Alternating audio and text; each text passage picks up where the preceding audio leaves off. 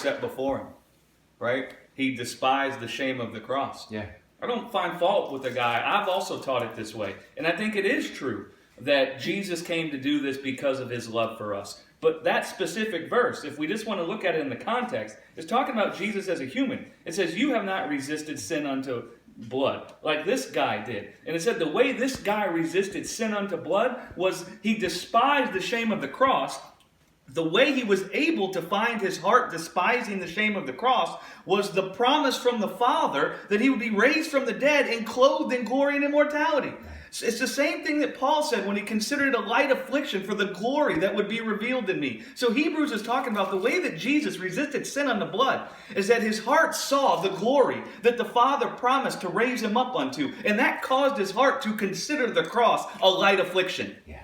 His heart shrunk the shame of the cross because he saw that the Father wouldn't suffer him to see corruption. The Father wouldn't leave him in the grave, but the Father was going to raise him up and clothe him with glory and immortality and make him heir of the world. Yeah. That caused his heart to look at the cross and say, this light affliction. Amen. For the glory that was set before me. You see, Paul come and explain that same thing's been set before us. Yeah. Do you know how that's the way we find our flesh going to rest? When the shame that's in the world, from the corruption that's in the world that might be in our lives, when the fruit of death that we see manifesting in the world and all around, man, when it tries to bring shame to us, what'll happen is our heart will shrink that shame for the glory that's been set before us. Yeah. In Jesus, we see that God has promised us that he's going to clothe us not in a lesser glory. God doesn't say, well, my glory on a scale of 1 to 10 is 10, and we'll give them a 5. No. God's glory on a scale of 1 to 10 is a gazillion. Right. And he's come and given us a gazillion% of his glory. Yeah. And when we see that, it shrinks the shame of the circumstances we encounter in this world. It shrinks it in our hearts to nothing. It counts it as un petit.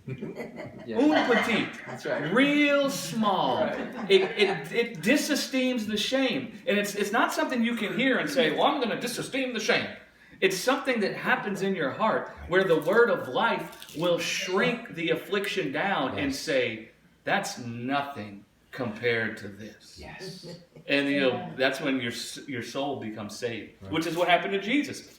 When we say the saving of the soul, we don't mean you were going to hell and now you're not, right? So Jesus' soul felt the pressing in on of the death. It says he was tempted in every way that we were tempted. The only way that could be is if his soul felt that great pressing in on, right? But his soul was saved from the death that was pressing in on him by the glory that was set before him. He knew that the Father was going to raise him up and wrap him in light and life.